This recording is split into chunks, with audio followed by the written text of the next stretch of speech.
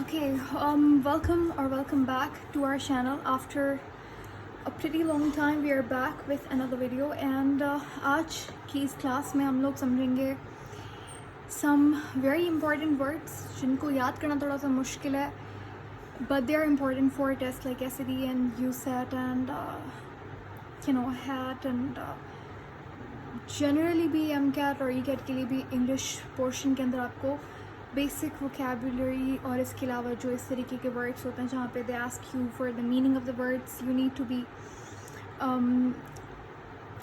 To be aware about these words, right. So I got a solution for you कि किस तरीके से आप मुश्किल अल्फाजों को आप याद कर सकते हैं, ठीक है. So let's get started. I have written few mnemonics here. There are a number of words that we need to cover in this class.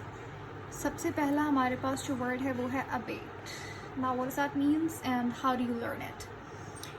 सबसे पहले तो देखें abet, how do you learn it. उस पर जाने से पहले आपको इसकी मीनिंग पता होनी चाहिए. अबेट का मतलब होता है कोई चीज़ को कम करना, ठीक है. टू रिड्यूस और लेसन इट. लेसन का मतलब भी क्या है? टू रिड्यूस इट, कम करना, ठीक है. अब यहाँ पे how do you learn it. देखो निमोनिक्स वाले पार्ट में उन्होंने लिखा हुआ है थिंक ऑफ अ बेट. देखो abet and bet both sound similar. So abet से याद रखेंगे बेट को, या फिर आप कह सकते हो बेट से आप अबेट याद कर सकते हो. बेट क्या होता है? व्हेन यू कैच फिशेस और if you have ever done fishing in your life, या फिर अगर आपने कभी देखा हो in some series when people go for fishing in a pond, तो वहाँ पे वो लोग इस तरीके से छोटे वर्म्स का, कीड़ों का इस्तेमाल कर रहे होते हैं सो दैट जब मछली उनको पकड़े खाने आएगी so you catch the fish, right. तो वो they are like small insects जो एज अ फूड इस्तेमाल किए जाते हैं मछलियों के लिए. तो जब उसको पकड़ने के लिए, यहाँ बेट को पकड़ने के लिए मछली आती है सो you catch it, right. So because of bait, number of fishes reduce in the pond, right? बहुत right हो गया. Okay. Not gonna use this word anymore. So abate means to reduce it. Bait का भी यही मतलब होता है कि because of bait, number of fishes reduces in the pond. Okay? आसान सा word है abate, यानी कि to reduce or lessen. Second we have abdicate, ठीक है. what does that means? इसका मतलब होता है abdicate, to give up a position, to give up on some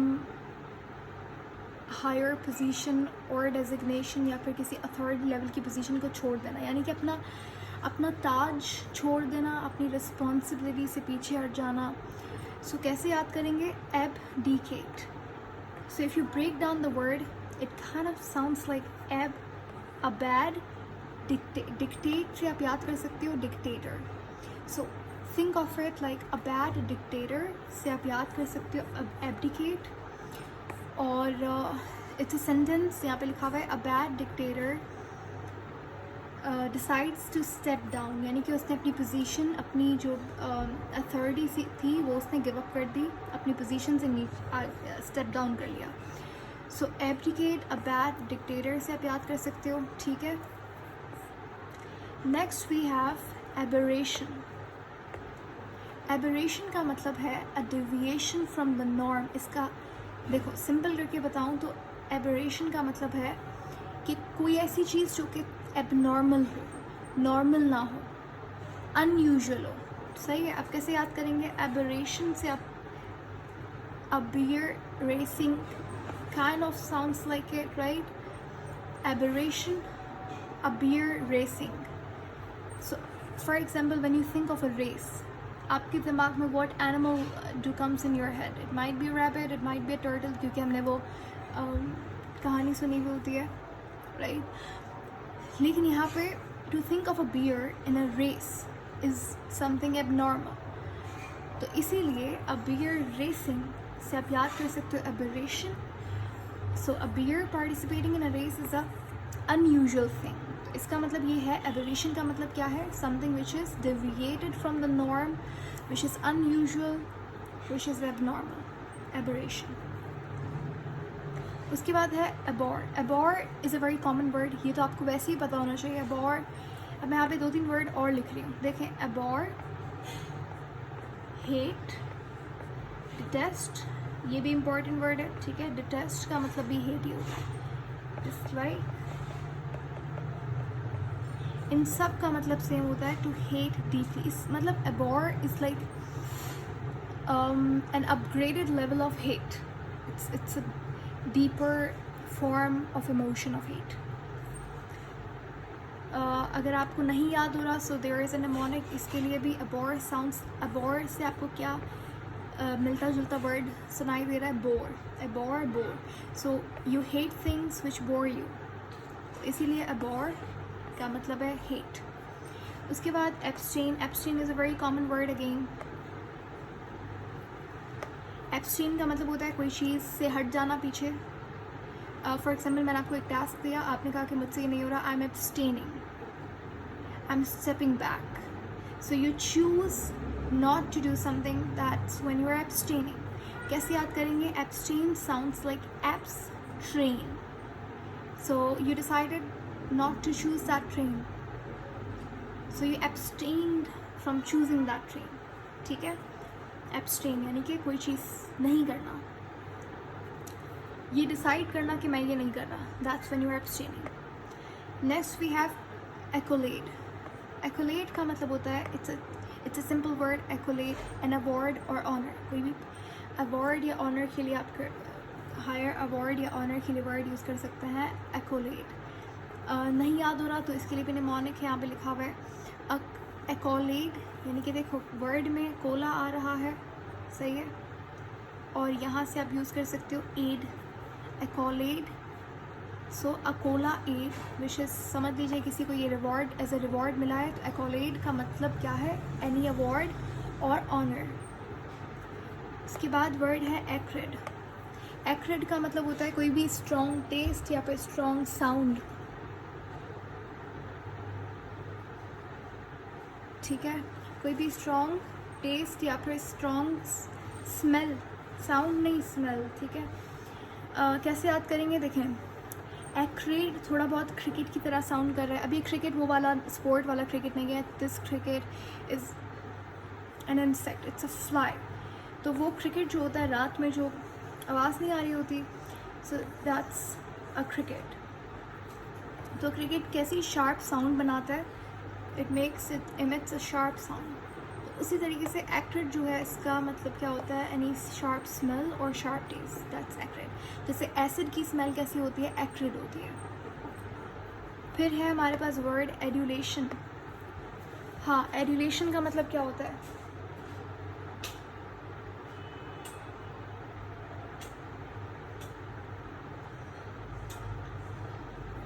adulation या एड्यूलेशन का मतलब होता है किसी की बहुत ज़्यादा तारीफ़ करना, प्रेज़ करना, किसी को एडमायर करना हद से ज़्यादा, ठीक है. एक्सेसिव फ्लैटरी और एडमरेशन, यानी कि लगाव, बहुत ज़्यादा लगाव. अडुअल, अच्छा, इसको याद करने का तरीका क्या है? एडुअलेशन, अडुअलनेशन, थोड़ा साउंड कर रहा है सिमिलर, अडुअलनेशन या फिर adulation. So a dual nation where fans fight to praise their idol. So the fans are what? Fans क्या कर रहे हैं? They are fighting to praise their idol. So इसका मतलब क्या है? They are excessively admiring their idol. So a dual nation या फिर adulation. Adulation is a word. Okay. उसके बाद word है adversity. एक होता है diversity, ठीक है, जिसको बहुत कॉमनली मिसप्रोनाउंस किया जाता है, इसको पढ़ते हैं डाइवर्सिटी, लेकिन this is called as diversity. और आई एम नॉट 100% श्योर कि डाइवर्सिटी गलत प्रोनाउंसिएशन है, बट आई एम श्योर कि diversity sounds more appropriate, but check it out. If you say diversity तो क्या ये सही है या नहीं, but diversity, that's what I said, but do check it out. लेकिन ये डिवर्सिटी है, इसका मतलब होता है वैरायटी, ठीक है. जैसे इंसानों में बहुत ज़्यादा डिवर्सिटी है, कोई किसी नेशन से है, कोई किसी रेस से बिलोंग करता है, तो this is what diversity. Animals में कितनी सारी स्पीसीज़ है हमारे पास, तो क्या है, इतनी सारी डिवर्स किस्म के एनिमल्स हैं, यानी कि डिवर्सिटी यानी कि डिफरेंट टाइप ऑफ एनिमल्स, तो वो डिवर्सिटी होता है। This is adversity. एडवर्सिटी को आप कैसे इसको ये वाला निमोनिक मुझे इतना अच्छा नहीं लगा। I will tell you how did I learn it. देखो, एडवर्सिटी और डिवर्सिटी बहुत मिलता जुलता वर्ड है।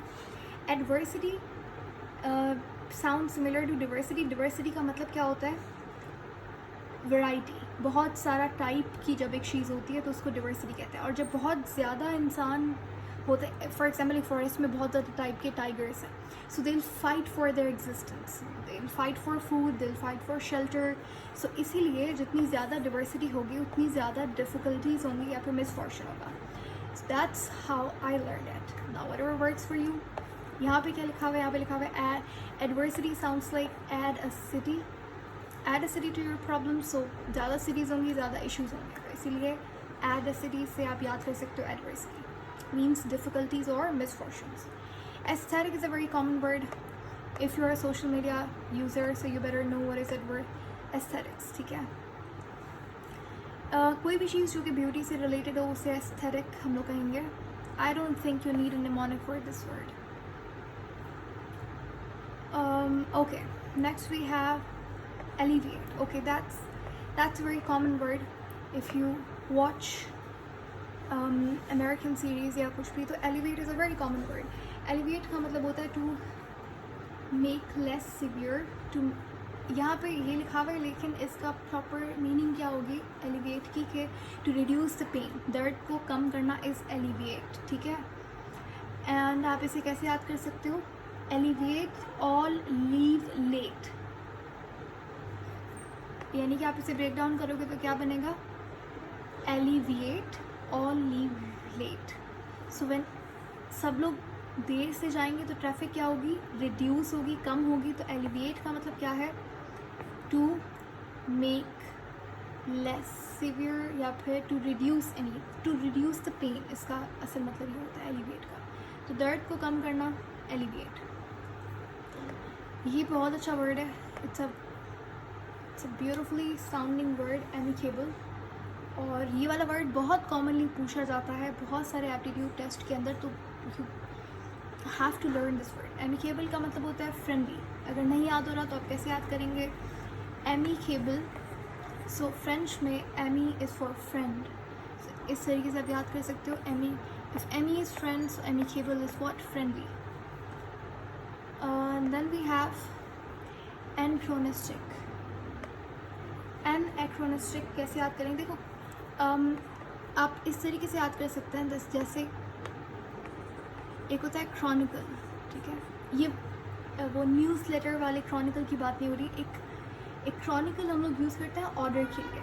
तो एनाक्रोनिस्टिक कैसे याद कर सकते हो आप, कि जब कोई चीज़ आउट ऑफ ऑर्डर या फिर प्रॉपर टाइम पीरियड हो तो उसे आप कह सकते हैं एनाक्रोनिस्टिक। जैसे कि इन 2025 typewriter is what, it's out of proper time period.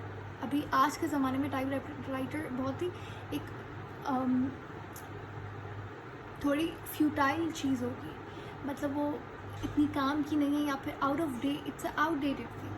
तो इसीलिए हम लोग कह सकते हैं टाइपराइटर इज़ व्हाट, एनाक्रोनिस्टिक, ठीक है, आउट ऑफ डेट। एरिड आपने सुना होगा, एरिड का मतलब deserts. Deserts are what, deserts are arid which means extremely dry. कैसे याद कर सकते हैं, एक का मतलब होता है absence, rid, get rid of something, कोई चीज़ से छुटकारा पाना। तो जहाँ पे पानी नहीं होगा तो वो चीज़ ड्राई हो जाएगी, तो एरिड। अच्छा, एक और चीज़, यहाँ पे दो वर्ड्स होते हैं, एक होता है डिज़र्ट, एक होता है desert. Desert is the land with less water and lot of sand, and desert is the sweetish. Next हमारे पास वर्ड है असाइलम। असाइलम यानी कि जब आपको अपनी कंट्री में खतरा होता है, नहीं दो then go abroad for support, so that's when you are seeking asylum. Asylum is a place of safety.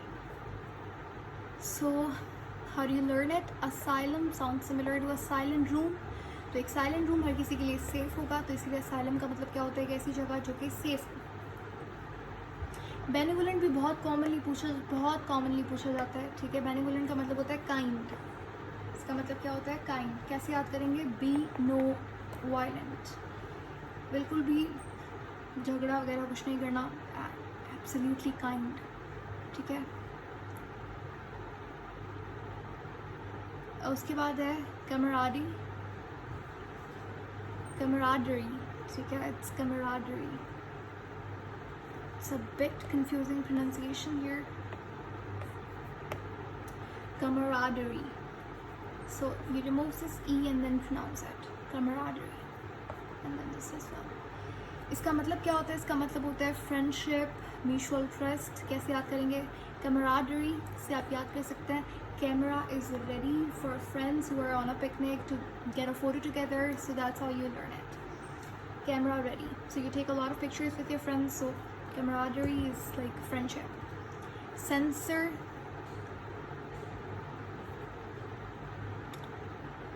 यानी कि जब कोई चीज़ डिसअप्रूव करना, सॉर्ट ऑफ बैन कर देना. ठीक है, तो उसे सेंसर कहते हैं. एक सेंसर ये वाला भी होता है जो कि फॉल्ट को डिटेक्ट करता है. आपने देखा होगा कि मेटल के लिए सेंसर का इस्तेमाल किया जाता है. ज़्यादातर बॉडी गार्ड्स के पास वो होता है एक सेंसर. तो it detects what. Her sensor का एक पर्टिकुलर फॉल्ट डिटेक्ट करना काम होता है. तो सेंसर का मतलब क्या होता है? To express disapproval over any fault. फिर है सर्क्यूटस. सर्क्यूटस का मतलब होता है जब जैसे एक रास्ता है यहाँ पे स्ट्रेट, लेकिन आप you are being circuitous here. So you took longer than the most direct way. आपने ये रास्ता छोड़ा, यू वेंट फ्रॉम हियर. सही है. तो कैसे याद करेंगे circuitous? Circle it to us से आप याद कर सकते हो. It's like taking a round about route. Okay, ये याद करने का तरीका है सिर्फ. क्लेयरवोयंट का मतलब होता है अपने मतलब ability to see the future, able to see the future. That is clairvoyant. कैसे याद करेंगे? क्लेयरवोयंट यानी कि क्लियर वोएज. वोएज क्या होता है? वोएज हमारे पास एक बहुत बड़ी सी शिप होती है that works on the water. ठीक है, इन सीज एंड ओशंस वगैरह. तो जो समुद्री सफ़र के लिए आप वोएज का इस्तेमाल करते हैं, तो क्लियरवोयंट की आप याद कर सकते हैं क्लियर वोएज से. तो एक क्लियर वोएज के ऊपर समझ लें आप हैं, और आप जो है वो आसानी से यहाँ पे देख सकते हैं कि यहाँ से कौन आ रहा है. फॉर एग्जाम्पल ये पायरेट्स आ रहे हैं यहाँ से. So you are being clairvoyant here. You can see what's coming. Okay, so let me know if you have any questions, or do you want more such videos.